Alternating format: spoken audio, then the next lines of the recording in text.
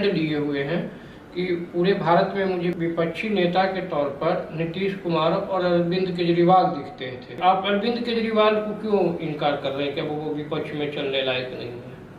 अब देखिए, अरविंद केजरीवाल ने गलतियां तो अनेक की होंगी, वो मैं ज़्यादा नहीं हाईलाइट कर रहा हूँ, लेकिन 2 गलतियों ने मेरे विश्वास को तोड़ा। सबसे पहली गलती तो उन्होंने की कि उन्होंने 50 करोड़ रुपया दिल्ली सरकार का अपने भवन, जो सरकारी भवन था, उसकी सुख सुविधा में लगा दिया। वो उनको नहीं करना चाहिए था। मेरे हिसाब से तो उनको या तो अपने साधारण भवन में रहते या जैसे था वैसे ही रहते। अगर पूरी सरकार अगर बना देती कि इस भवन में रहिए, वो एक अलग बात थी, लेकिन अरविंद केजरीवाल ने अपने प्रस्ताव पर बनवाया, इस बात को मैंने नापसंद किया। ये उनका गलत था। और दूसरा कार्य मुझे बहुत बुरा लगा अरविंद केजरीवाल का, जो सबसे ज्यादा बुरा लगा, कि कुमार विश्वास को जिस तरह उन्होंने गिरफ्तार कराने की कोशिश की, वो कोशिश तो बहुत ही गंदा काम था। सच बात यह है कि आपको मित्र बनाना चाहिए बहुत सोच करके, और जिसको आपने मित्र बना लिया है उससे बहुत मजबूरी में ही दूरी बनानी चाहिए, अन्यथा मित्रता का भाव जहां तक हो सके निभाना चाहिए। कुमार विश्वास ने कोई इतना बड़ा अपराध नहीं कर दिया था कि कुमार विश्वास की मित्रता को तोड़ करके उसको गिरफ्तार करा दिया जाए। दूर हो जाना अलग बात थी, नेग्लेक्ट कर देना अलग बात थी, कोई हर्जा नहीं था उतना कि भाई अब कुमार विश्वास से नहीं पट रही, जाओ चुप रह जाते अरविंद केजरीवाल। लेकिन अरविंद केजरीवाल ने एक गलती जो ये कि कुमार विश्वास के साथ, वह गलती वास्तव में एक तरह से बहुत ही ज्यादा गंभीर गलती मानी गई, और इसलिए अरविंद केजरीवाल पर ये पैसा उसा के लिए हमारे मन में कुछ नहीं है। क्योंकि अरविंद केजरीवाल ने जो कुछ भी किया है वो तो पॉलिटिकल स्थिति है, राजनीतिक स्थिति है। पैसा लिया उन्होंने, ये बात सही है कि पैसा लिया। घर में भी अगर ले जाते तो सब नेता लोग ले ही जा रहे हैं, तो ले गए घर में नहीं ले गए। अभी तक तो यही जानकारी है कि घर में नहीं ले गए। लेकिन ये 2 काम जो उन्होंने किया कि अपने लिए इतना बड़ा भवन बनवा लिया, और दूसरा कुमार विश्वास के साथ, ये गंदा काम था। और इसलिए मैं ये मान लिया कि वो अब किसी भी प्रकार से सम्मान लायक नहीं है। अरविंद केजरीवाल को आप राहुल गांधी, ममता बनर्जी, इन सरीखे, मायावती, रामविलास पासवान, लालू प्रसाद यादव सरीखे डाल दिए हैं कैटेगरी में, जबकि वो आप ही का प्रशिक्षित किए हुए नेता हैं। नहीं, मैंने राहुल गांधी से तुलना नहीं की है।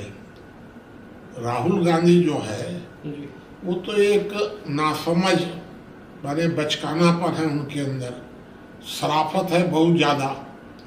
तो राहुल गांधी इस तरह चालाक नहीं है जितना अरविंद केजरीवाल अब दिख रहे हैं। तो मैंने अरविंद केजरीवाल की तुलना लालू प्रसाद से की है, मुलायम यादव से की है, राहुल गांधी से नहीं की है। राहुल गांधी अनफिट आदमी है, उनको वो तो नेग्लेक्ट कर देने लायक है। राहुल गांधी में कोई भी राजनीतिक क्षमता बिल्कुल नहीं है।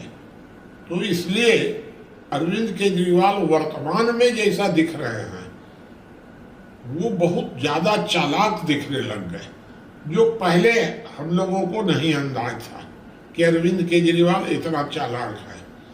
अब आप सोच लीजिए कि अरविंद केजरीवाल ने पैसा लिया, ठीक, कोई हर्जा नहीं है, पैसा लिया, चुनाव में खर्चा करने के लिए ले लिया।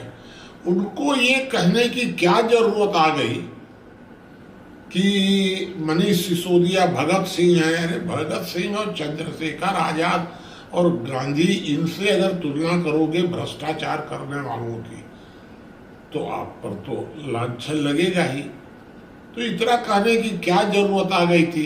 इतना कहने की क्या जरूरत है कि मैं कट्टर ईमानदार हूं?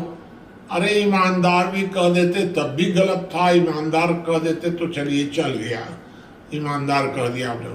कट्टर ईमानदार हूं इसका मतलब कि सबको आप मूर्ख समझ रहे हैं, कि लोग समझ ही नहीं रहे कि ईमानदारी क्या है।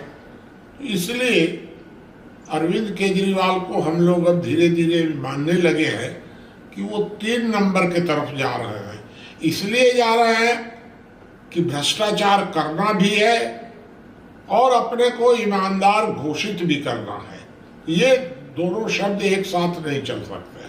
नीतीश कुमार पर आप कहते हैं कि वो विपक्ष का एका करने में एक अहम भूमिका निभा सकते हैं, जबकि आप ये जान रहे हैं कि बीजेपी से उनका गठबंधन हो गया है। सबसे बड़ी सवाल आज के लेख में मैं पढ़ा हूँ वो ये है कि आप ये एक संभावना हाइपोथेसिस बनाते हैं कि हो सकता है कि नरेंद्र मोदी की टीम में से ही एक विपक्ष निकल जाएगा। मतलब आप कहीं बीजेपी टूटने की, दो फाड़ होने की क्या मतलब संकेत कर रहे हैं? अब तक कोई लक्षण नहीं, मैं नहीं बता रहा हूँ, जरूरत बता रहा हूँ मैं तो। देखिए, लोकतंत्र में, लोक स्वराज्य में तो विपक्ष की कोई आवश्यकता नहीं होती है। लोकतंत्र में विपक्ष होना चाहिए ये माना जाता है, वो अच्छाई है बुराई है वो एक अलग विषय है। तो विपक्ष होना चाहिए। अब विपक्ष की संभावना 2 ही दिख रही थी पहले से। एक थी संघ से उम्मीद थी कि संघ आगे चल करके विपक्ष की भूमिका में आएगा, और दूसरी नीतीश कुमार से उम्मीद थी। तो नीतीश कुमार सत्तारूढ़ दल में शामिल हो गए और संघ नरेंद्र मोदी के साथ जुड़ गया। तो अब संघ से तो विपक्ष की कोई उम्मीद रही नहीं। अब अगर सत्तारूढ़ दल में से ही कोई विपक्ष निकलेगा तो वह नीतीश से ही उम्मीद की जा सकती है। ये राहुल गांधी वगैरह ने और ममता वगैरह ने बहुत बड़ी गलती की है कि विपक्ष के रूप में नीतीश कुमार को आगे आने से रोड़ा अटका दिया या बाधा पैदा कर दी। अन्यथा नीतीश कुमार के नेतृत्व में विपक्ष एकजुट हो सकता था। नीतीश में वह योग्यता है, क्योंकि देखिए नीतीश बहुत अधिक लोकतांत्रिक हैं, धर्मनिरपेक्ष हैं, ईमानदार हैं, कम बोलते हैं, ये सब सोच समझकर बोलते हैं। ये सब गुण नीतीश के अंदर है। तो मैं नीतीश को आज से नहीं, वैसे तो बहुत लंबे समय से मैं प्रशंसक हूँ, लेकिन नरेंद्र मोदी के चुनाव लड़ने के कुछ 1-2 साल पहले से ही मैं ये लिखता रहा हूँ कि भारत का सबसे अच्छा लोकतांत्रिक प्रधानमंत्री मनमोहन सिंह है। अगर मनमोहन सिंह कमजोर होंगे तो दूसरा स्थान नरेंद्र मोदी ही ले सकते हैं और कोई नहीं है। और अब नरेंद्र मोदी का अगर कमजोर होंगे तो नीतीश कुमार, और नीतीश का अगर नहीं ले पाएंगे तो अरविंद केजरीवाल, आगे कोई नहीं है। ये 10-12 वर्ष पहले, 14 वर्ष पहले मैंने कई बार ये बात दोहराई है, लिखा है ये बात। तो अब उसमें से अरविंद केजरीवाल आउट हो गए, मनमोहन सिंह आउट हो गए, अब बचे हमारे दृष्टि में नरेंद्र मोदी और नीतीश कुमार। तो एक प्रधानमंत्री हो गए, एक को विपक्ष का नेता हो जाना चाहिए।